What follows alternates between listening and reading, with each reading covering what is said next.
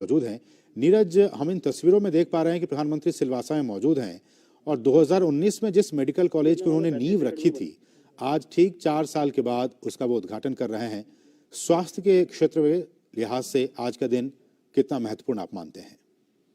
देखिए, बिल्कुल काफी महत्वपूर्ण है। और अगर आप देखें असीम के जिस तरीके से यहाँ पर नमो मेडिकल कॉलेज है वो बनाया गया, क्योंकि इससे पहले यहाँ पर जो स्टूडेंट थे जो खासतौर से मेडिकल की पढ़ाई करना चाहते थे, उनको उस तरह की सुविधा यहाँ दमन में नहीं मिलती थी। उनको दूर जाना पड़ता था, या तो मुंबई जाना पड़ता था या फिर सूरत का रुख करना पड़ता था। और बड़ी संख्या में जो छात्र हैं, क्योंकि बहुत सारे छात्र ऐसे थे जो घरों से बाहर भी नहीं जा पाते थे क्योंकि उनकी आर्थिक स्थिति बहुत ज्यादा अच्छी नहीं थी। लेकिन अगर आप देखें कि अब जिस तरीके से यहाँ पर मेडिकल कॉलेज है, तमाम तरह की सुविधाएं यहाँ पर मौजूद हैं। इसके अलावा और सिर्फ आप मेडिकल कॉलेज ही ना देखें, यहाँ पर जिस तरीके से पिछले 5-6 सालों में इंफ्रास्ट्रक्चर पर काम किया है, यहाँ पर एजुकेशन को लेकर काम किया है। आज से 6 साल पहले मात्र 8 का कॉलेज यहाँ पर मौजूद था, लेकिन अब अगर आप देखें दमनदीप और दादर नगर हवेली में बड़े पैमाने पर जो स्कूल हैं, कॉलेज हैं, वो खोले गए हैं। इंजीनियरिंग कॉलेज खोले गए हैं, फैशन डिजाइनिंग के कॉलेज खोले गए हैं। इसके अलावा स्किल डेवलपमेंट के तमाम इंस्टीट्यूट खोले गए। तो ये एक बड़ा बदलाव पिछले 5-6 सालों में यहाँ पर देखने को मिला है। और ये मेडिकल कॉलेज और इसके जो हॉस्पिटल है, तो यहाँ की जो स्वास्थ्य जरूरत है उनको काफी कह सकते हैं कि बड़े पैमाने पर पूरा करेगा। इसलिए बड़े लंबे समय से इस अस्पताल की और इसके अलावा जो हॉस्पिटल है और जो नमो मेडिकल कॉलेज है, उसकी जो मांग है वो लंबे समय से यहाँ के लोगों की थी। तो अब वो मांग पूरी हो गई। और आप देखें कि पहले ऐसे प्रधानमंत्री हैं कि नींव भी रखे हैं और उसके बाद उसका उद्घाटन भी करते हैं, क्योंकि ये जो स्पीड है विकास के कामों में, यही दर्शाती है कि जो लोग हैं उन तक स्वास्थ्य सेवाएं, उन तक विकास की जो रफ्तार है वो जल्द से जल्द और तेजी के साथ पहुंच पाए। यही कारण है कि आप देखें कि प्रधानमंत्री न केवल किसी भी चीज के निर्माण की आधारशिला रखते हैं, बल्कि लगातार अपडेट भी लेते रहते हैं ताकि वो जो काम है, विकास का काम है, वो जल्द से जल्द पूरा हो पाए।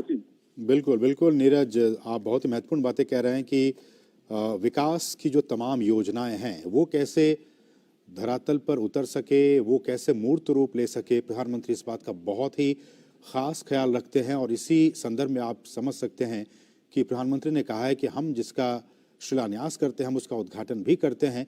ये कार्य संस्कृति को भी दर्शाता है कि किस तरह से ये जो वर्तमान की सरकार है, केंद्र की मोदी सरकार, वो अपने काम के जरिए, और काम जब बोलता है तो यही हम कहते हैं कि इन तस्वीरों में आप देख सकते हैं।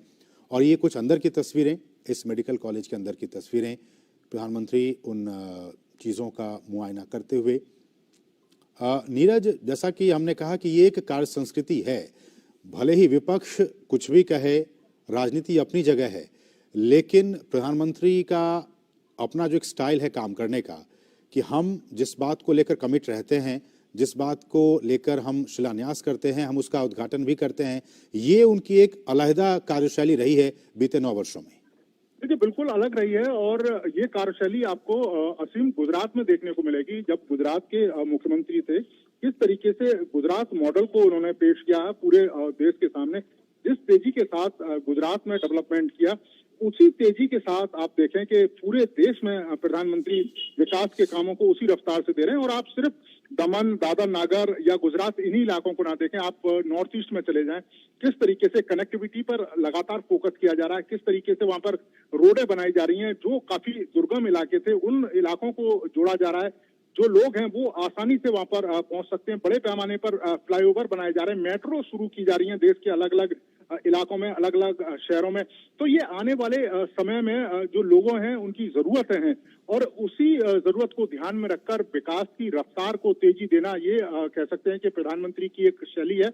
और इससे कई सारे लाभ भी होते हैं असीम। अगर आप देखें कि जब आप किसी प्रोजेक्ट की नींव रखते हैं और उस प्रोजेक्ट को तेजी के साथ पूरा करते हैं, तो जो लागत है उसमें भी बचत होती है काफी।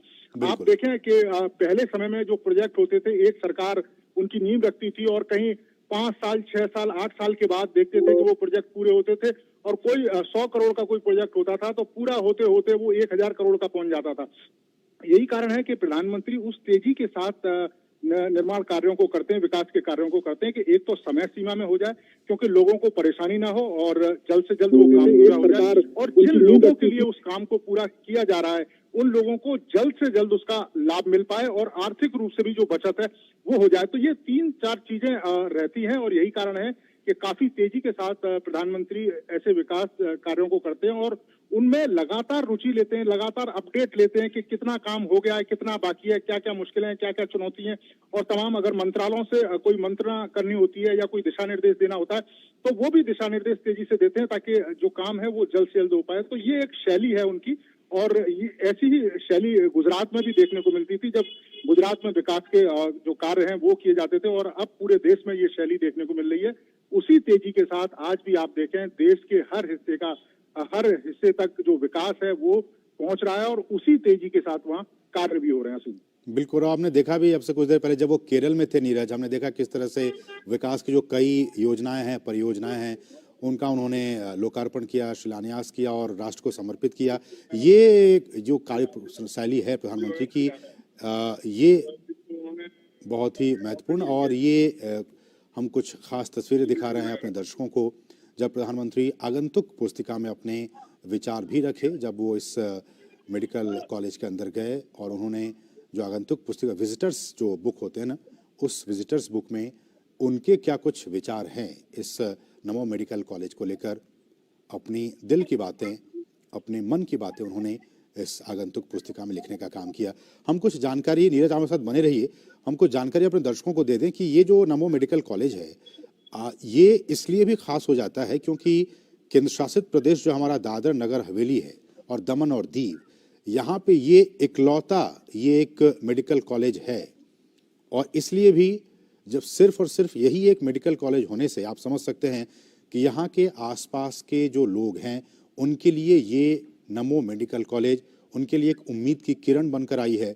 उनके जो आकांक्षाएं हैं उनका वो प्रतीक बन गया है, क्योंकि यहाँ 43% आदिवासी आबादी बसती है और आदिवासियों के स्वास्थ्य में किस तरह से सुधार हो इसको भी ध्यान में रखते हुए इस नमो मेडिकल कॉलेज की स्थापना की गई है। और आपको हम ये भी बता दें कि अब जब आप गुजरात जाएं, गुजरात के सूरत में डायमंड सिटी के नाम से सूरत को कहा जाता है, सूरत से जब आप दादरा और नगर हवेली की तरफ बढ़ेंगे तो जो सड़कें जितनी लंबाई और चौड़ाई सूरत में आपको दिखेंगी, धीरे धीरे वो फिर नैरो होती चली जाती है जब आप टुवर्ड्स दादरा और नगर हवेली की तरफ जाते हैं। लेकिन उम्मीद की जो सड़कें हैं वो यहाँ पे नैरो नहीं हुई है, वो यहाँ चौड़ी हुई है, खासकर मेडिकल हेल्थ के लिहाज से बहुत ही महत्वपूर्ण आज का ये दिन। और जैसा कि हम कह रहे हैं कि बीते 9 वर्षों में भारत में, ये तो एक एग्जाम्पल है, लेकिन बीते 9 वर्षों में भारत में स्वास्थ्य सेवा की स्थिति लगातार और भी अच्छी हुई है, स्थितियां लगातार बेहतर होती जा रही हैं। हम जानते हैं कि प्रधानमंत्री ने ग्रामीण आबादी तक जो स्वास्थ्य सेवा है वो कैसे पहुंचे, वो सुनिश्चित हो सके, उसमें और भी सुधार के कई पहल की शुरुआत की गई है। जैसे आप जानते हैं कि आयुष्मान भारत योजना है जिसका मकसद ही है कि 500 मिलियन से अधिक लोगों को एक स्वास्थ्य कवरेज प्रदान करना। और ये भी अपने आप में काफ़ी महत्वपूर्ण जानकारी है कि भारत, जब हम कहते हैं कि यहाँ पे जो स्वास्थ्य क्षेत्र है वो बाकी देशों के मुकाबले वहाँ जो खर्चे होते हैं, नीरज, ये भी अपने आप में काफ़ी महत्वपूर्ण है। इस पर भी हम चाहेंगे आपकी टिप्पणी कि हम जानते हैं कि भारत का स्वास्थ्य क्षेत्र इतना किफ़ायती है कि न सिर्फ यहाँ के लोग उसका फ़ायदा उठाते तो रहे ही हैं, बाकी देशों के जो हमारे जैसे नेपाल हो गया या बाकी जो पाकिस्तान, अफगानिस्तान, बाकी देशों के लोग भी यहाँ पे मेडिकल टूरिस्ट बन के आते हैं और यहाँ पे काफ़ी किफ़ायती दर पे अपनी स्वास्थ्य सेवाएं जो हैं उनका वो लाभ उठाते हैं। देखिए, बिल्कुल पूरे देश में कई सारे ऐसे कह सकते हैं कि इलाके हैं या स्पॉट हैं जो मेडिकल टूरिज्म के रूप में काफी विकसित हुए हैं। खासतौर से साउथ के कुछ इलाके हैं, अगर हम केरल की बात कर लें, चेन्नई की बात कर लें, कर्नाटक बेंगलुरु की बात कर लें, इसके अलावा अगर आप दिल्ली में आए, आप देखेंगे बड़ी संख्या में जो हमारे आसपास की जो कंट्रीज है, और न केवल आसपास की कंट्री असीम, बल्कि यूरोपियन कंट्रीज से भी लोग यहाँ पर इलाज कराने के लिए आते हैं। और उसका कारण ये है कि एक तो इलाज काफी सस्ता है और दूसरा हमारे जो डॉक्टर हैं वो काफी कह सकते हैं कि वर्ल्ड क्लास के डॉक्टर हैं और काफी विशेषज्ञ हैं। नीरज, मैं आप ही की बातों को उसमें कुछ ऐड करना चाह रहा हूं। मेरे पास जो डेटा है उसमें यह कहा जा रहा है कि भारत में जो सर्जरी अगर आप कराने जाते हैं तो उसकी जो लागत आती है वो अमेरिका या फिर यूरोप की तुलना में लगभग 10वें भाग तक कम है। तो आप समझ सकते हैं जिस बात का जिक्र आप कर रहे हैं कि इसलिए लोग यहाँ पे आना पसंद करते हैं। देखिए बिल्कुल और इसके पीछे कारण भी है। देखिए सरकार जिस तरीके से लगातार मेडिकल के क्षेत्र में काम कर रही है और आप सबसे बड़ा असीम उदाहरण ले लें वैक्सीन का, कोरोना वैक्सीन का, कि पूरी दुनिया में कोरोना वैक्सीन की सप्लाई हमने की और आप जब उसकी कॉस्ट देखें तो दुनिया के अलग अलग हिस्सों में वैक्सीन की जो कॉस्ट थी और इंडिया के अंदर जो वैक्सीन की कॉस्ट थी उसमें असीम जमीन आसमान का अंतर था। और यही कारण है कि आप देखें कि हमारे यहाँ के जो डॉक्टर हैं, हमारे यहाँ के जो विशेषज्ञ हैं, जो लगातार रिसर्च करते रहते हैं और लगातार देश की सेवा में अपना योगदान देते हैं। आप देखें कि प्रधानमंत्री लगातार उनको प्रोत्साहन भी देते रहते हैं। भारत सरकार की तरफ से जब वैक्सीन का निर्माण किया गया, तमाम तरह के जो प्रोत्साहन है वो दिए गए। प्रधानमंत्री खुद जहाँ पर वैक्सीन का निर्माण हो रहा था वहाँ उन्होंने विजिट भी की। आप अगर देखें कि अंतरिक्ष के तमाम जो हमारे कार्यक्रम चलते रहते हैं, प्रधानमंत्री खुद इसरो में जाकर विजिट करके आए हैं और एक तरीके से हमारे जो वैज्ञानिक हैं उनका हौसला भी बढ़ाते हैं कि देश की सेवा में आप जो योगदान कर रहे हैं, सरकार आपके साथ पूरी तरीके से खड़ी है और आपको जो भी मुश्किल होगी उसको दूर करने के लिए सरकार पूरी कोशिश करेगी। तो ये एक मोटिवेशन है और ये हर क्षेत्र में प्रधानमंत्री का दिखाई देता है, चाहे वो खेल के मैदान में हो। आप देखें कि हमारे खिलाड़ी जब विदेशों में प्रदर्शन करते हैं, अगर प्रदर्शन खराब भी होता है, खेल भी नहीं पाते हैं, उसके बाद भी प्रधानमंत्री बात करते हैं, उनको मोटिवेट करते हैं कि कोई बात नहीं, आज हार हुई है लेकिन आगे अगर आप मेहनत करते रहेंगे तो यही हार आपकी जीत में तब्दील होगी। तो ये उनका जो मोटिवेशन है वो हर क्षेत्र में असीम दिखाई देता है। इसी वजह से आप देखें कि देश के जो विकास हो रहा है, सर्वांगीण विकास हो रहा है, हर क्षेत्र में देश को आगे ले जाने की कोशिश प्रधानमंत्री की रहती है। और जब प्रधानमंत्री कहते हैं कि संपूर्ण देश का विकास तब हो सकता है जब संपूर्ण देश के हर कोने में विकास की रफ्तार है वो पहुंचाई जाए। आप देखें नॉर्थ ईस्ट में जिस तरीके से रफ्तार की पहुंचाई जा रही है विकास की, आप देश के दूसरे हिस्सों में देख लें। आप अगर बुंदेलखंड में देखें, बुंदेलखंड में आज से पहले वहां पर ना तो कोई स्वास्थ्य सेवाएं बहुत बेहतर थी, ना एजुकेशन के लिए कोई बहुत बेहतर संस्थान थे। लेकिन अगर आप असीम आज देखें, वहाँ मेडिकल कॉलेज है, अच्छे अच्छे हॉस्पिटल हैं। मैं एक बार बुंदेलखंड गया था और वहाँ एक स्टोरी कवर की थी, तो एक व्यक्ति से जब मैंने बात की तो उसके बच्चे को ऑक्सीजन लगा हुआ था। तो वो कह रहा था कि अगर ये हॉस्पिटल यहाँ पर सरकार नहीं बनाती तो मेरा बच्चा बच नहीं पाता और मुझे पता नहीं कहाँ कहाँ धक्के खाने पड़ते और फ्री में मेरा इलाज हो रहा है। तो ये एक सोच है गरीबों को लेकर, आदिवासी समाज के लोगों को लेकर। नीरज, ये तस्वीरें जो हमारे दर्शक देख पा रहे हैं वाकई दिल को छू लेने वाली है, क्योंकि प्रधानमंत्री की, जैसे हमने कहा कि उनका एक वर्किंग स्टाइल ही अलग है। ये देखिए, ये वो कंस्ट्रक्शन से जुड़े लोग हैं जिन्होंने कि अपना योगदान दिया, श्रम का योगदान दिया है इस मेडिकल कॉलेज को बनाने में। उनसे भी मिलना पीएम नहीं भूले, उनसे भी इस वक्त मुलाकात कर रहे हैं। नीरज देखिए बिल्कुल, और असीम आप देखें कि जब काशी विश्वनाथ का जब कॉरिडोर बनाया गया था, आप देखें कि किस तरीके से वर्कर के साथ उन्होंने मुलाकात की, वर्करों के साथ उन्होंने काफी देर तक बातचीत की। और एक तरीके से आप वो अगर उस दृश्य को इमेज करें कि प्रधानमंत्री के लिए कुर्सी लगाई गई थी तो उन्होंने कुर्सी हटा दी और उन वर्करों के बीच में जाके बैठे।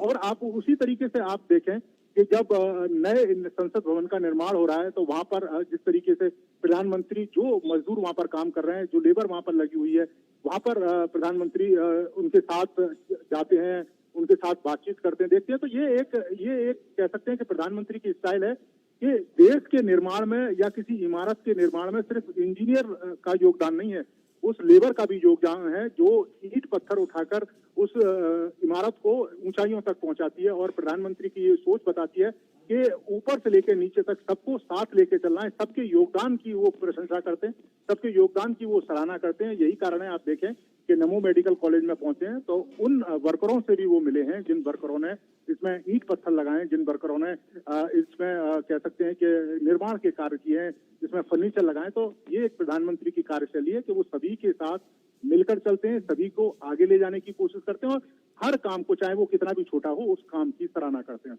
बिल्कुल, श्रमेव जयते न सिर्फ किताबों में लिखी हुई बातें हैं, बल्कि श्रमेव जयते का जीता जागता उदाहरण ये कि जब देश के मुखिया, देश के प्रधानमंत्री जो जो लैडर है विकास को, उसमें सबसे नीचे पायदान पे जो व्यक्ति हैं, जो श्रमिक हमारे वर्ग के लोग हैं, उनके साथ उनकी मुलाकात, टॉप से बॉटम की ये मुलाकात हो रही है।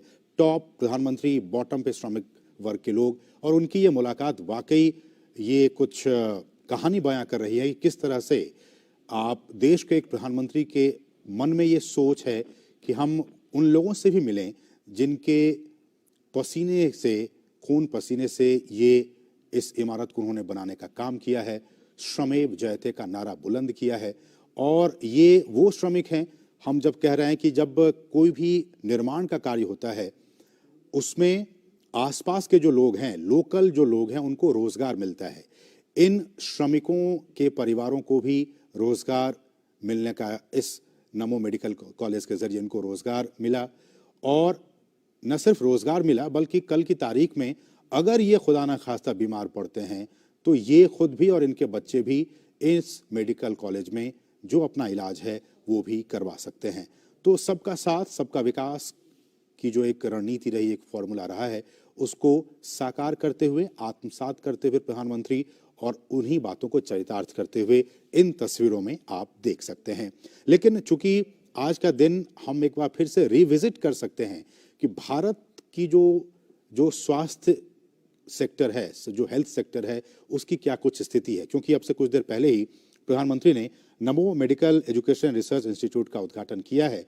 इस नमो मेडिकल कॉलेज के जरिए हम आज इस बात पे चर्चा कर रहे हैं अपने सहयोगी नीरज सिंह के साथ कि आज की तारीख में 2023 में भारत स्वास्थ्य के लिहाज से हेल्थ सेक्टर में कहां पे खड़ा है, दुनिया कहां है और भारत किस तेजी से उसको पार पाने की कोशिशों में लगा हुआ है। हमने जैसा भी चर्चा कर रहे थे हम अभी नीरज के साथ की जो लागत है यहाँ पे, जब आप अपने स्वास्थ्य की देखभाल के लिए भारत के अस्पतालों में जाते हैं तो जो खर्च आपका होता है वो बाकी देशों की तुलना में आप समझ लीजिए बहुत कम होता है। इसलिए मेडिकल टूरिज्म भी एक नया सेक्टर आया है जिसमें बहुत से विदेशी मेहमान भी हमारे यहाँ अपने स्वास्थ्य की देखभाल के लिए और उसके सुधार के लिए वो यहाँ पे आते रहे हैं।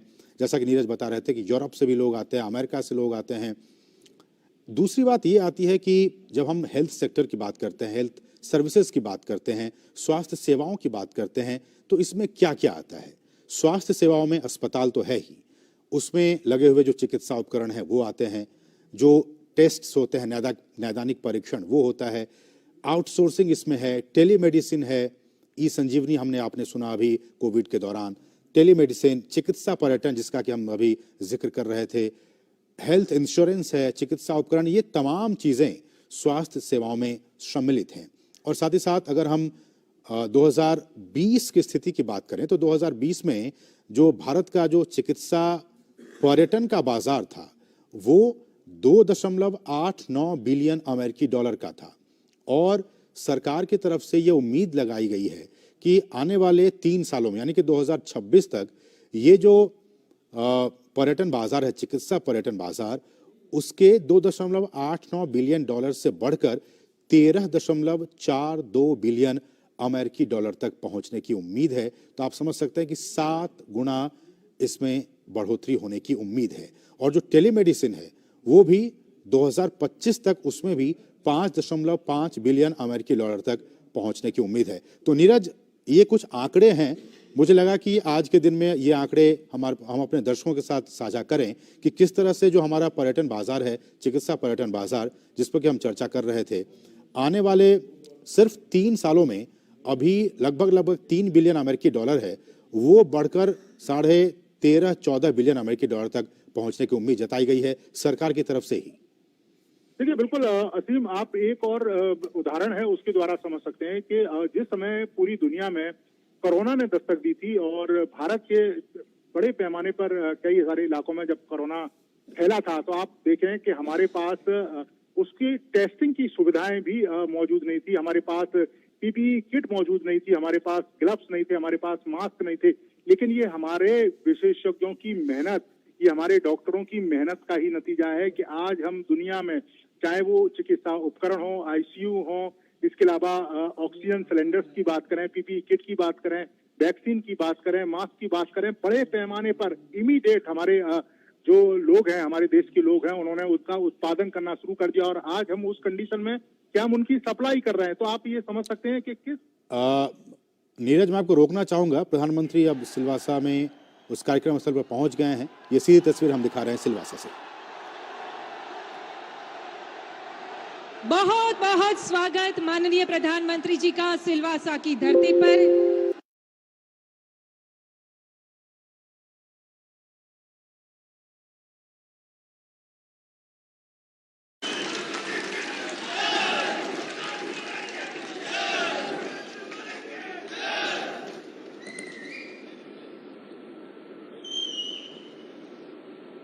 नल्लवराय मलयाली स्नेहितरे नमस्कारम। केरला के गवर्नर श्रीमान आरिफ मोहम्मद खान, मुख्यमंत्री श्रीमान पिनाराई विजयन जी, केंद्रीय मंत्रिमंडल के मेरे सहयोगी अश्विनी वैष्णव जी, केरला सरकार के मंत्रीगण, स्थानीय सांसद भाई शशि थरूर जी, यहां उपस्थित अन्य महानुभाव और केरला के मेरे प्यारे भाई और बहनों, कुछ दिन पहले ही मलयाली नववर्ष शुरू हुआ है। आपने बहुत उत्साह और उमंग के साथ विशु उत्सव मनाया है। मैं एक बार फिर आप सभी को बहुत बहुत शुभकामनाएं देता हूं। मुझे बहुत खुशी है कि उल्लास के इस माहौल में मुझे केरला के विकास के उत्सव से जुड़ने का मौका मिला है। आज केरला को अपनी पहली वंदे भारत ट्रेन मिली है। आज कोच्चि को वाटर मेट्रो की नई सौगात मिली है। रेलवे से जुड़े अनेक प्रोजेक्ट्स मिले हैं। कनेक्टिविटी के साथ साथ आज केरला के विकास से जुड़े और भी प्रोजेक्ट्स का लोकार्पण और शिलान्यास हुआ है। विकास के इन सभी प्रोजेक्ट्स के लिए केरला के लोगों को बहुत बहुत बधाई। നല്ലവരായ മലയാളി സ്നേഹിതരെ നമസ്കാരം. കേരള ഗവർണർ ശ്രീ ആരിഫ് മുഹമ്മദ് ഖാൻജി, മുഖ്യമന്ത്രി ശ്രീ പിണറായി വിജയൻജി, കേന്ദ്രമന്ത്രിസഭയിലെ എൻ്റെ സഹപ്രവർത്തകൻ അശ്വിനി വൈഷ്ണവ്ജി, സംസ്ഥാന സർക്കാരിലെ മന്ത്രിമാർ, പാർലമെന്റ് അംഗം ശ്രീ ശശി തരൂർജി, ഇവിടെ സന്നിഹിതരായിരിക്കുന്ന മഹത് വ്യക്തികളെ, കേരളത്തിലെ എൻ്റെ പ്രിയ സഹോദരി സഹോദരന്മാരെ, കുറച്ച് ദിവസങ്ങൾക്ക് മുമ്പാണ് നാം മലയാള നവവർഷം ആരംഭിച്ചത്. അത്യുത്സാഹത്തോടെ നാം വിഷു ഉത്സവം കൊണ്ടാടി. ഒരിക്കൽ കൂടി ഏവർക്കും ഞാൻ വളരെയധികം ശുഭാശംസകൾ നേരുകയാണ്. എനിക്ക് വളരെ സന്തോഷമുണ്ട് ആഹ്ലാദത്തിന്റെ ഈ വേളയിൽ കേരളത്തിന്റെ വികസന ഉത്സവത്തിൽ പങ്കാളിയാകാൻ കഴിഞ്ഞതിൽ. ഇന്ന് കേരളത്തിന് ആദ്യത്തെ വന്ദേ ഭാരത് ട്രെയിൻ കിട്ടി. ഇന്ന് കൊച്ചി വാട്ടർ മെട്രോ അതിൻ്റെ സൗഭാഗ്യ ദിനമാണ്. റെയിൽവേയുമായി ബന്ധപ്പെട്ട അനേകം പ്രോജക്റ്റുകൾ ആരംഭിച്ചു. കണക്ടിവിറ്റിക്കൊപ്പം ഇന്ന് കേരളത്തിൻ്റെ വികസനവുമായി ബന്ധപ്പെട്ട പ്രോജക്റ്റുകൾ ശുഭാരംഭം കുറിച്ചു. പലതും ശിലാന്യാസം നടത്തി. വികസനത്തിൻ്റെ ഇത്തരത്തിലുള്ള പദ്ധതികൾക്കായി കേരളത്തിലെ മുഴുവൻ ജനങ്ങൾക്കും ഞാൻ आशंसകൾ നേരുന്നു. भाई और बहनों, केरला बहुत ही जागरूक, समझदार और शिक्षित लोगों का प्रदेश है। यहां के लोगों का सामर्थ्य, यहां के लोगों की विनम्रता, उनका परिश्रम उनकी एक विशिष्ट पहचान बनाता है। आप सभी देश विदेश की परिस्थितियों से भी भली भांति परिचित रहते हैं। इसलिए आज आप ये भी भली भांति जानते हैं कि दुनिया भर के देशों में क्या हालत है, उनकी अर्थव्यवस्था किस स्थिति से गुजर रही है। इन वैश्विक हालातों के बीच भी दुनिया भारत को विकास का वाइब्रेंट स्पॉट मान रही है। भारत के विकास की संभावनाओं को